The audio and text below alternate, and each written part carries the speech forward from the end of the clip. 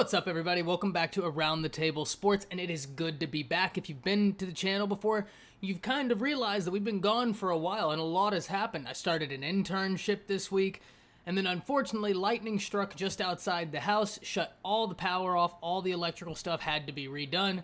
So now that we're back on track there, I figured there's no better way than to kick off this weekend by hopping on here and us talking about some college football, because it is back. Right now, we have college football coming tonight. Universities are scrimmaging, college football practices are kicking back off, and high school football across the state, at least where I'm at, is about to start really ramping up. So there's a lot to be excited about. But specifically today, I've been thinking a lot the past few days about one program in particular. One college program has really stuck out to me because the last few years hasn't made any sense to me, and I really wanted to talk about that. And that is, of course, the University of Texas, because if you are a Texas fan, you cannot be happy with the way things are going right now, and we really have to get into it. But before we do, as always, if you're new to the channel, or if you haven't already, please subscribe to the channel, hit that bell notification down there. But after all of that's being said, let's talk about the University of Texas, because there are some very interesting problems that are happening there right now. So when I think about UT, I said it in the Quinn Ewers video. To me, University of Texas really signifies and embodies complacency, because over the past few years, they have not been very good. Specifically, since that 2009 debacle, Texas hasn't ever gotten back to that same level of that Colt McCoy or Vince Young Texas. And in no way am I saying that unless Texas is competing for championships, then you should be sad, right? That's not the case. Because in the way college football goes, it is very hard to get to championships. Why is it, in particular, that Texas fans, I believe you should be upset? Simple.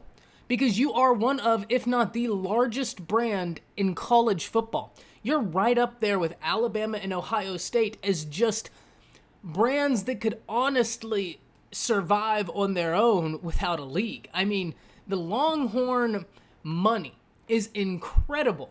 So with all that the brand has to offer, why are you struggling so much?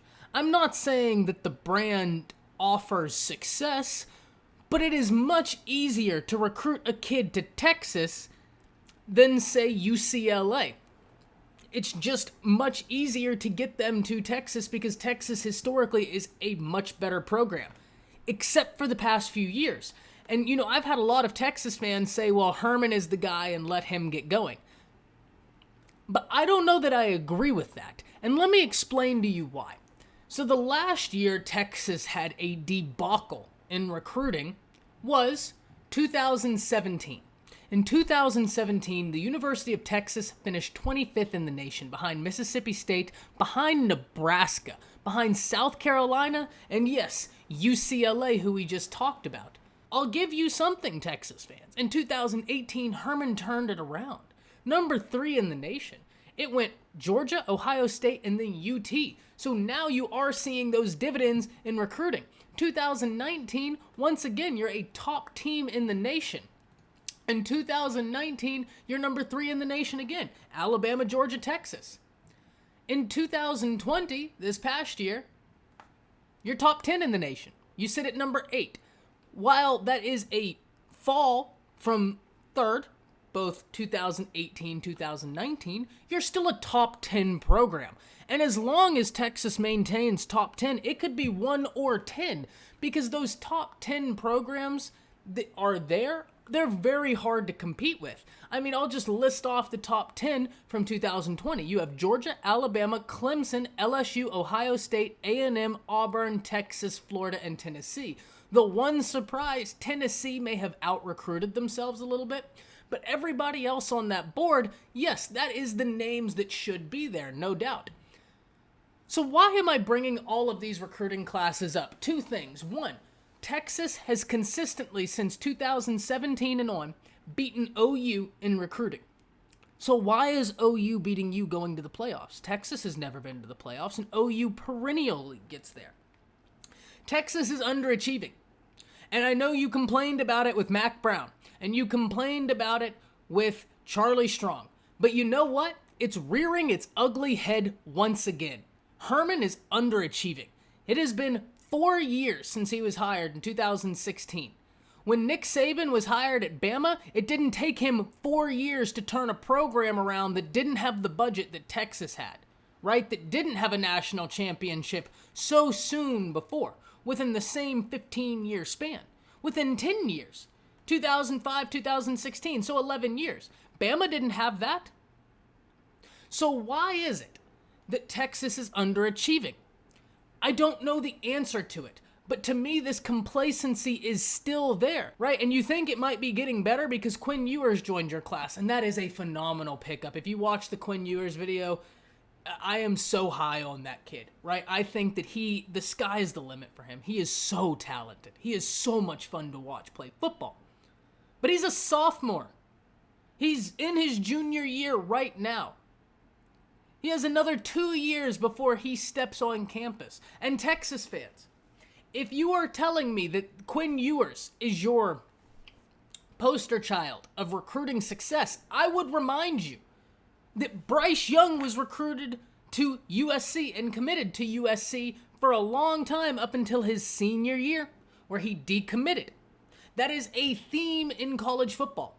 Kids recruit and commit early and then decommit. I'm not saying I think Quinn Ewers is going to decommit. I don't know. It is way too early in the process. But there's so much time left for Quinn Ewers. There's so much time left. Between now and then, he could flip. That's not guaranteed. If Texas fans, if y'all keep going out there and putting that same stuff on the field that you have been putting, why would he stay? Why? Because he's going to look at y'all just like the Brockermeyers looked at you.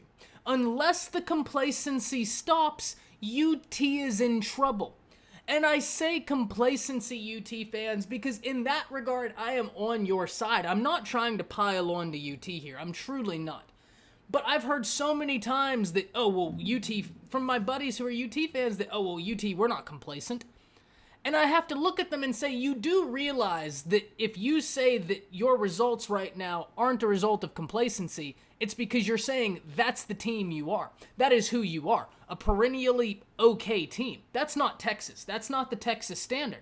And if you're saying you're not complacent, you're saying that the stuff being put on the field right now, that the recruiting losses that you're sustaining to a team that has no history, with a triple legacy, and you let Bama come in your house and just take them?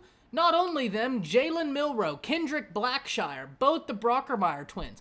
Bama and these teams are coming into Texas and raiding it because Tom Herman and them aren't that dude right now. That's just the truth of the matter. And that's what we've seen.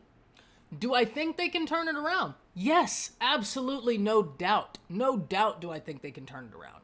I don't even know the intricate details of why it is the way it is. But I can tell you this. The complacency is not totally gone. It's not. And until the complacency is gone, UT fans, you will see the same perennial struggles that you have seen since Mac Brown departed that program plague that program. There is no excuse that OU, who doesn't recruit half as good as you, should be beating you in playoff appearances. That's shameful. That is shameful because they don't have the budget as you. They don't have the leverage as you. OU is a great program. But they shouldn't be kicking your butt at the end of the season when you're kicking their butt in recruiting. See, to me, that's where people like Skip Bayless and them have it wrong. Because they look at these recruiting rankings and they say, Bama, they're number 1 in the nation, so obviously they should win. Texas is number 3 in the nation, and they're nowhere near the 3rd best team in the nation. Nowhere close. Not even top 10. Because Bama can develop those players. Nick Saban and them can develop those players. The national average for 5 stars getting drafted into the NFL is around 23%. At Alabama, it's 58%. Because they can develop them. And until you drop the complacency and show the ability to be able to put kids in the first round of the NFL draft, why would they come there? To me, I hate to pile on.